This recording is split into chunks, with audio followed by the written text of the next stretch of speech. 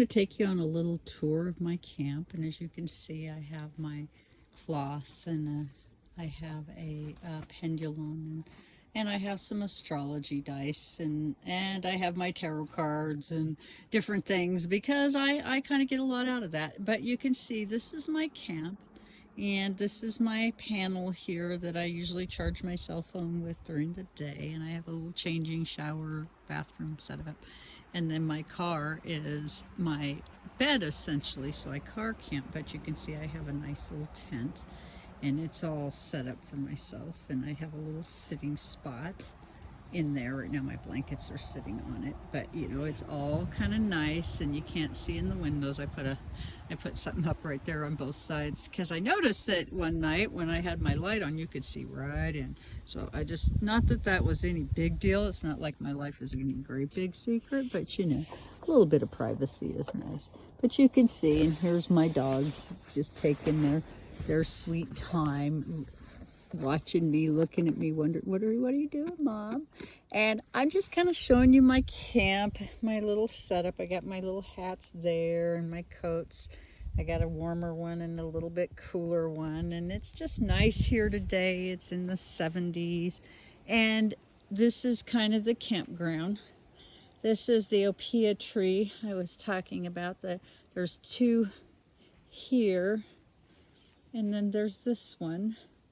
Okay, and then let me show you where I'm camping in relation. So basically, I'm kind of right over the top of them, and I'm getting myself lots of love and support here in this location. And so this is my camp, and I'm just going to walk you around and give you a little brief look.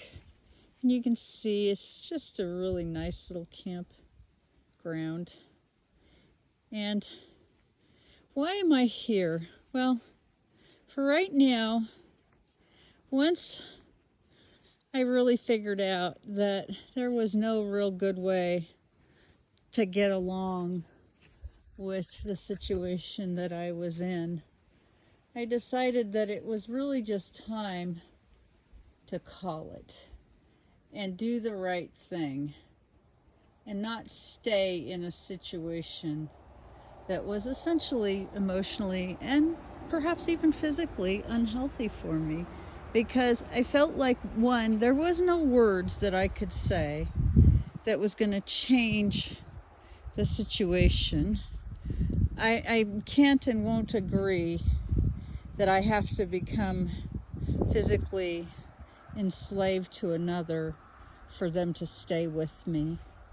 And essentially, he told me I either do that or he leaves. And so, and the fact that he was on the phone and already working on somebody else, you know, I really don't think there was any point in staying. And I think that he had already in some ways made up his mind, but he was making it not his responsibility, which is completely fine with me. It doesn't really matter.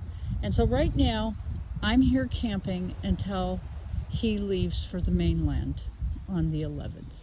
So why do I come here? Well, for me, this place is really healing in so many ways. There are just things about it. It's a nice little picnic area. It's right across from Pele, from Kilauea, that's broiling, bubbling, and brewing, creating new, birthing land. And it's just a notion that's keeping me healthy. So I had to do something. And today I'm feeling kind of like, okay, I'm reclaiming my soul now. It's starting to happen. I needed to talk with my doctor and tell her that basically he's leaving me. And he says I don't have cancer, as I've mentioned before. And that essentially what I have is schizophrenia. So, you know, I proudly wear my schizophrenia, I guess, and I'm just not going to worry too much about that. But, you know, he's not a diagnostician. And so, you know, really, it's amazing what people can and will say when they've changed their mind about you. And, you know, I don't know, I want to say this, I don't know that what he's saying he even really means. He's basically in a really dark space mentally. And as I've mentioned before, I'm concerned that some of this is as a result of the most recent injections that people have been getting. And I realize that that's a big thing to say. But the truth is, the way I feel about this particular thing in terms of my gut instinct was there's so much about it we didn't know. And because my medical history has been so troubling, I just figured there's no way that they're telling us the truth about what is happening. And so I just, for myself, I was really grateful when my doctor said to me, there's just no way I think you can have this particular thing, because, well, my health would be really impacted. I have allergies to about everything. I'm limited so heavily to foods, that I eat a lot of fruits and vegetables, and I have rice. I mean, I just eat really simple because I'm allergic to everything. I'm allergic to wheat. And I mean, we're not talking celiac allergic. I'm talking, I go into anaphylaxis allergic. And that's since I've had the cancer. So you can see these really cute little cottages over here. People come from all over the world. They camp here, overnight or however many nights, but from all over the world. And I just love this place. There's a little shower over there, but it's really not for us in this campground. It's for the people in this other little campground, so I don't ever use it. And I have my little shower house, so I use that instead. But I just wanted to show this to you. And I also wanted to say one other thing, and that is, if you're finding yourself in circumstances like mine, let your doctor know. In this case, I let my doctor know, and they got back with me, and they're going to see me this week and kind of make sure that whatever I have emotionally is put in place.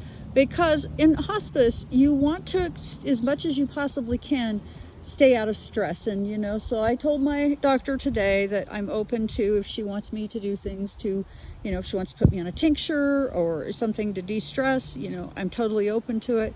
But in the meantime, I'm finding myself in this beautiful place, and we're walking up. This is a koa tree. This is the other side, and these two trees, or these three trees, there are all these trees that they kind of like are across from each other, and I can just feel the electricity from the trees, the healing of the trees coming up through my soul and helping me to just kind of come through this. And I was going to say something else. I want to say I offended someone, and I do feel really bad. I think it was about the Hawaii statement. And I want to say why it is that I feel so strongly about people not coming here. It isn't because, this isn't a lovely place and all of that. I'm house sitting here, I'm also here getting, very particular medical care. But I also came here with the idea I wasn't going to do anything that was going to involve gentrification, which is causing the costs of living here to go higher than what the local people can afford, which is what's really happened.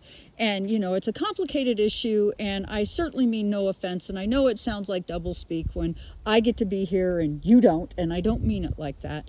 But I do understand why that might be offensive. So with that, I say hit the like, share, and subscribe. And if you have an opinion, please do leave it. Keep it kind.